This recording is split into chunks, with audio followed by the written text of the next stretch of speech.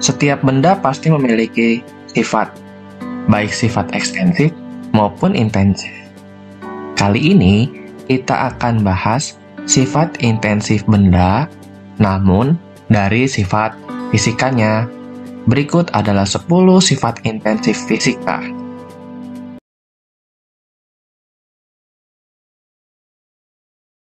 Yang pertama adalah massa jenis. Massa jenis adalah perbandingan massa benda dengan volume benda. Untuk mencarinya, yang pertama kita mencari massa benda. Kemudian, kita cari volume bendanya. Setelah itu, kita membagi massa dengan volumenya. Itu yang disebut dengan massa jenis benda atau kerapatan benda. Cara memahami rumusnya juga mudah, di mana rho sama dengan hati dibagi 2, di mana yang atas jadi massa, yang di bawah jadi V atau volume. Pengaruh massa jenis benda adalah untuk menentukan benda itu melayang, mengapung, atau tenggelam. Intan dan arang, mana yang lebih keras? Kekerasan adalah keras atau rapuhnya suatu benda. Walaupun sama-sama dari karbon, intan lebih keras daripada arang.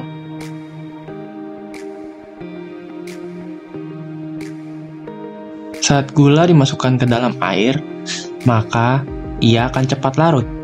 Sementara jika pasir dimasukkan ke dalam air, maka ia akan susah larut bahkan mengendap. Kelarutan adalah jumlah zat terlarut yang dapat larut di dalam zat pelarut.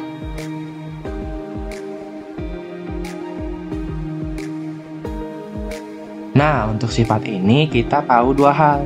Yang pertama adalah konduktor atau menghantarkan listrik yang baik.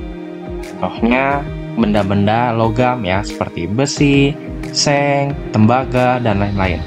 Sementara satu lagi ada isolator atau penghantar listrik yang buruk. Contohnya ada kayu dan plastik.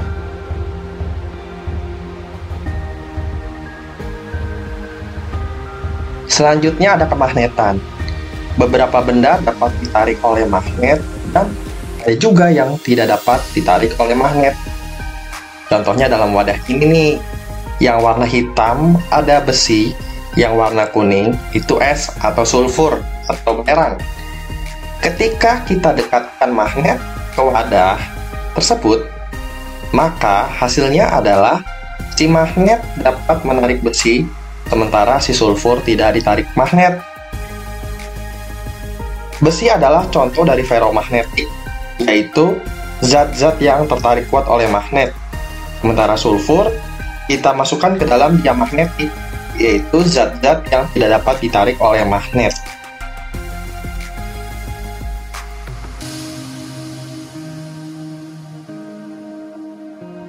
Wujud zat yang kita tahu ada 3. Ada zat padat, zat cair, dan juga zat gas.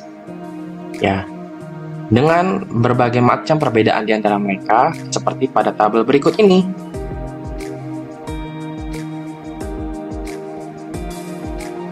Dan juga perbedaan molekul di antara mereka bertiga seperti berikut.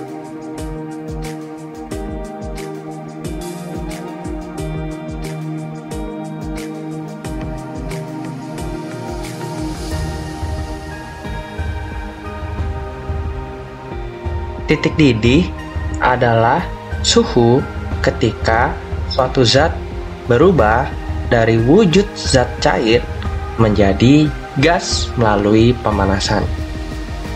Di sini kita ada percobaan ya.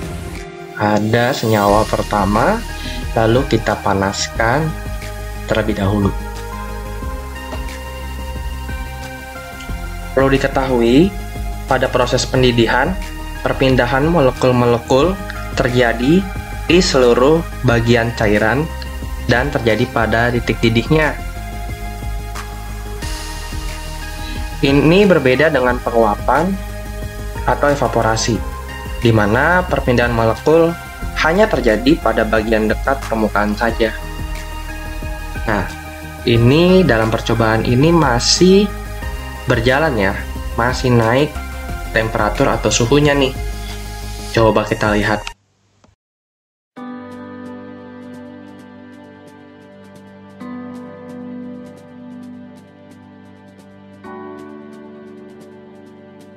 Nah, di sini kita dapat P1-nya yaitu 207 derajat Celcius ya. Kemudian kita matikan burnernya atau pemanasnya. Lalu kita dapat T2 yaitu 203 derajat Celcius. Saat dihitung maka didapat 205. Dan ini adalah boiling point atau titik didih dari benzil alkohol.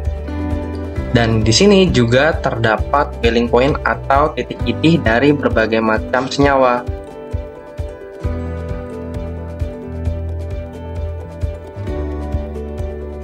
Titik leleh adalah suhu ketika suatu zat mengalami perubahan wujud dari padat menjadi cair. Dan berikut adalah tabel titik leleh dari berbagai macam zat atau benda.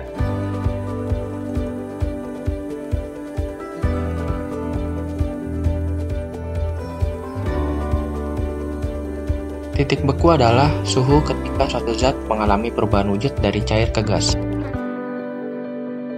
Misalnya, air membeku pada suhu 0 derajat Celcius, sementara raksa membeku pada suhu minus 37,89 derajat Celcius. Yang terakhir ada warna nih. Warna diperoleh dari spektrum cahaya yang mengenai mata hingga menimbulkan persepsi visual sesuai dengan panjang gelombang yang dipantulkan.